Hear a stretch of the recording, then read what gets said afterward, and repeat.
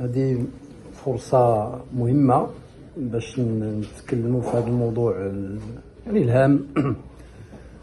وغادي تسمح لي السيد الوزير انني نربط هذا الشيء ديال اليوم مع الجلسة ديال البارح. واذا بغينا نتكلموا بالمنطق اللي انت وصفتينا به وما عندكش الحق.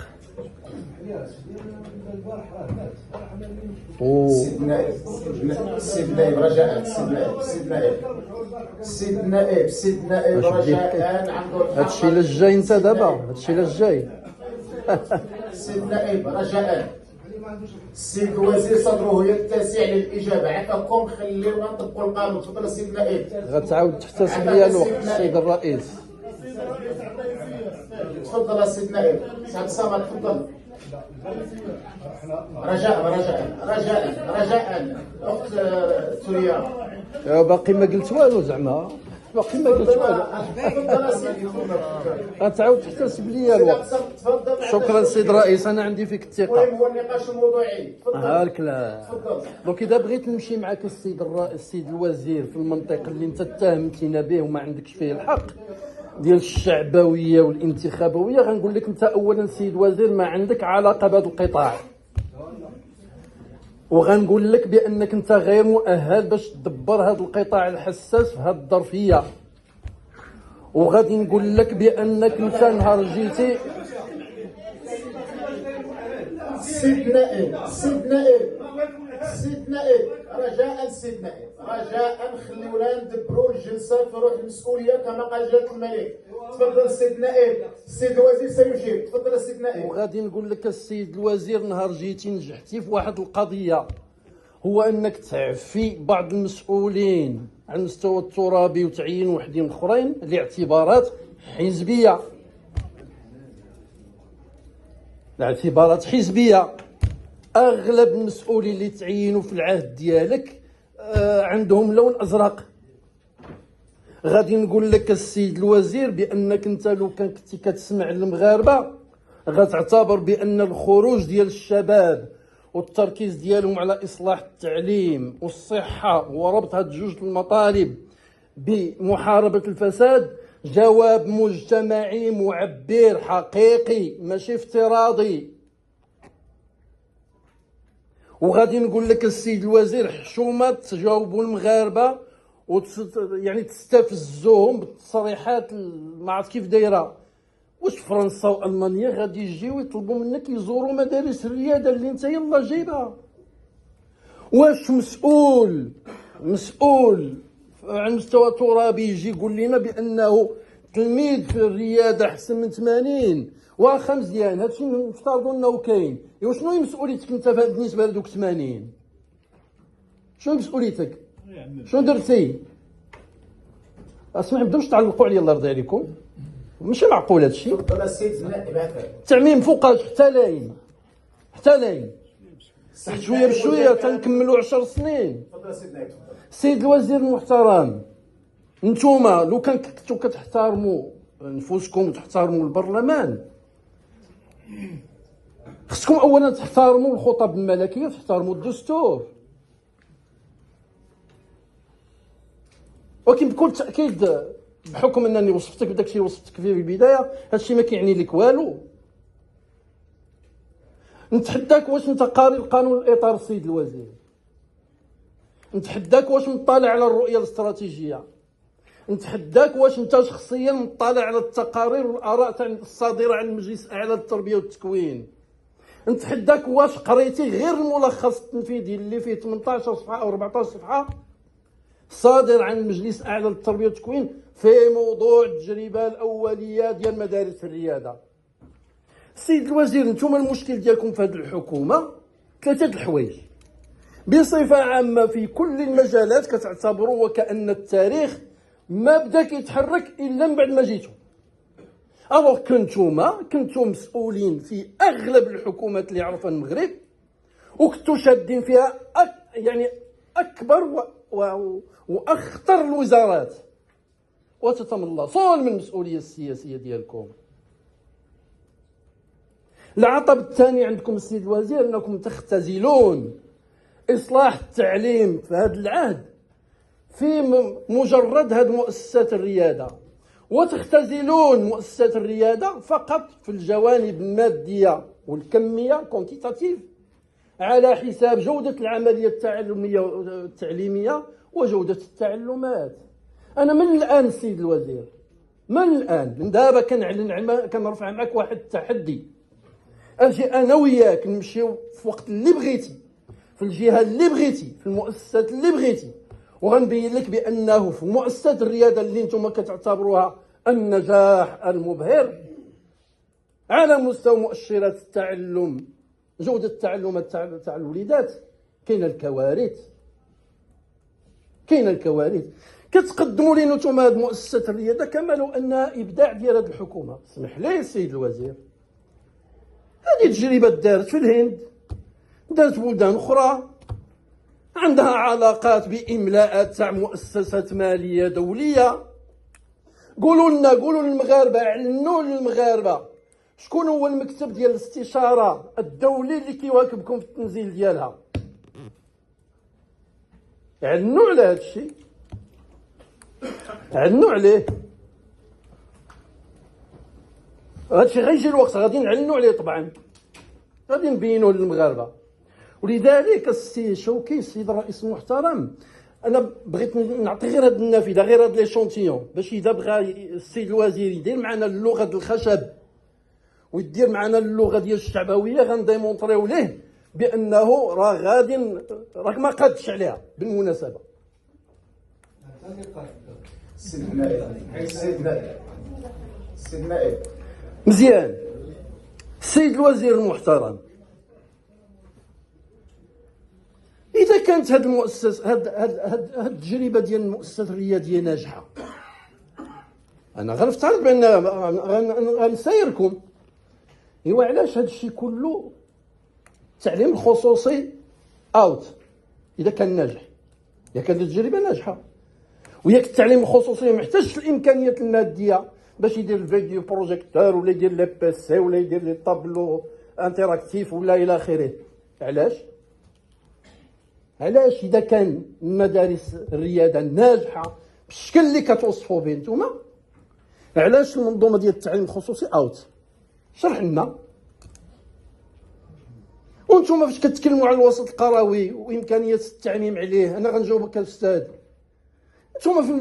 انتوما اصلا انا كنفترض بانكم ما كتميزوش من بين شي حاجه في الوسط القروي سميتها المركزيات والفرعيه، واذا كتكلموا في الحدود ديال المركزيات اللي الفرعيات على الاقل وكثير من المركزيات فيها ما عندهاش لا ما لا ضوء.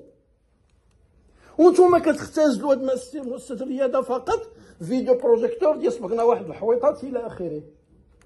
انا كنعاود نعلن لك التحدي، اجي انا وياك اختار انت الوقت اللي بغيتي والجهه اللي بغيتي والمؤسسات اللي بغيتي باش نبين لك شنو كاين. كتكلم على انه كاين تفييق،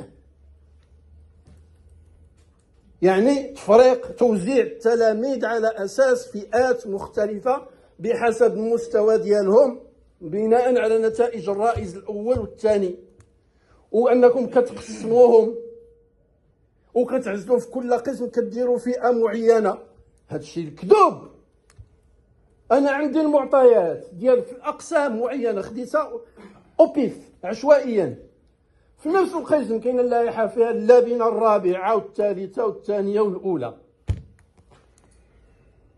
بشكل اللي كيفند هذا الادعاء ديالكم. اذا الا باغيين تصلحوا التعليم في هذا السياق الحساس اللي كنتكلموا عليه وفي ظل الانتظارات اللي كنستحقوها كأمة مغربية، ماشي بهذه المعطيات باش غادي تصلحوها. المغاربة كيشوفوا فعلا بأنه كاين حجم مالي، حجم ديال الاعتمادات المالية اللي ترفع. خصكم تحمدوا الله وتشكروا الحكومتين السابقتين لأنهم خداو قرارات لا شعبية حارقة مؤلمة باش نسترجعوا العافية تاع المالية العمومية، باش لما تجيو نتوما تلقاو باش تمولوا المشاريع العمومية. اييه زادت الميزانيات وضاعفت، وهذا العام يمكن غتقولوا لنا بانها غتوصل 97 مليار ديال الدرهم. ولكن المشكله السيد الوزير المحترم هو انه هذا الارتفاع في الميزانيات الصاروخي لا يقابله أي أثر في الواقع المجالي والترابي. هادشي كيعني جوج الحوايج ماشي 10,000. كيعني بأنه كاين سوء الحكامة وكاين الفساد.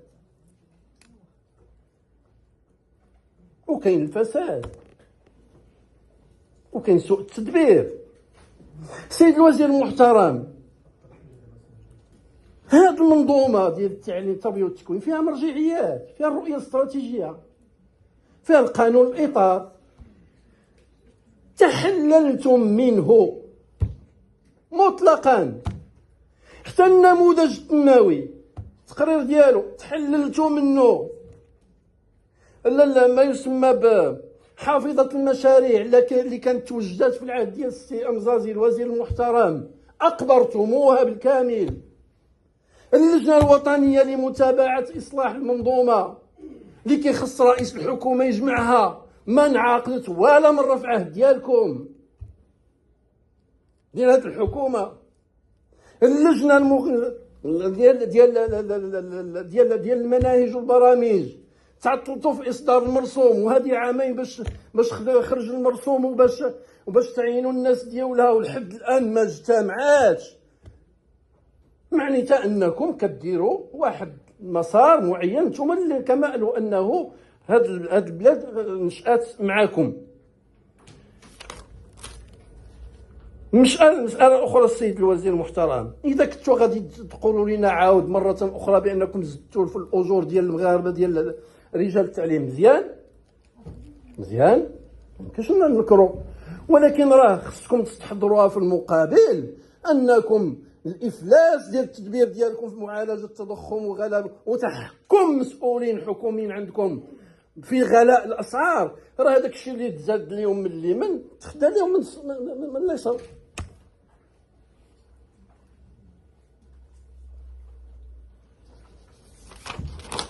التقييم السيد الوزير المحترم، كيفاش كديروا تقييم؟ اللي كان مشرف على المشروع تاع مؤسسة الريادة من داخل الديوان تاع الوزير هو اللي المكتب ديالو ديال الدراسات هو اللي قام بالتقييم الداخلي.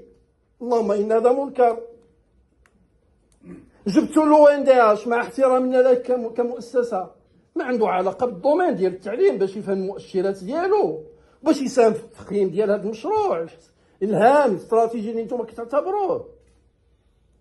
التقرير ديال المجلس الاعلى للتربيه والتكوين في هذا المجال ديال التقييم ما خديتوش به، ما طلعت انت. انا كنقول مازال بانك انت شخصيا ما طلعتيش عليه، فضلا على انك يعني ترجم التوصيات ديالو الى سياسات. اما المؤشرات، انا كل المؤشرات اللي تكلمتي عليها السيد الوزير المحترم، كل المؤشرات انا كنشكك فيها. الاكتضاد من 200 ما بين 270 حتى 300 ألف باقي في هذا الزمان هذا كنتكلموا عليه، علما انه نعطيك اجراء واحد. السنه الماضيه في نهايه السنه كتموبيليزا الاكاديميه والنيابه والمدراء وكيدار ضغط على الاساتذه. كاين تلاميذ اللي ما جاوش للمدرسه منذ بدايه الموسم الدراسي، في الاخر العام كنجيو كنقول لهم اجيو دوزوا امتحانات بين قوسين باش ما يتسجلش بان عندنا الهدر المدرسي. وهكذا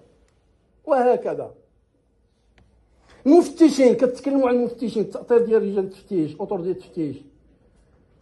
راه اذا جا المفتش عند الاستاذ مره في العام راه درنا انجاز كبير.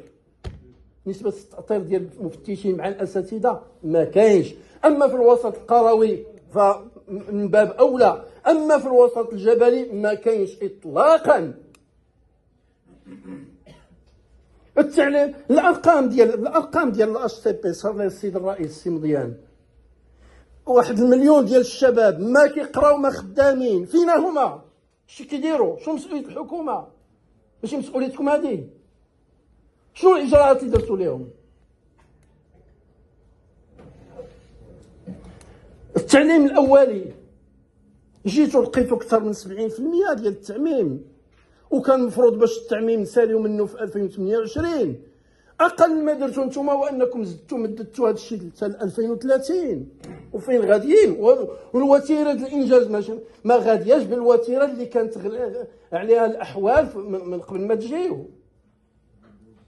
ولذلك السيد الرئيس زعما كل واحد العدد ديال الوليدات هاد السنه هذه في هذا الدخول المدرسي هذا كينجحوا في السادس، كتضخموا الارقام ديال الناجحين ما كيلتحقوش بالاعدادي.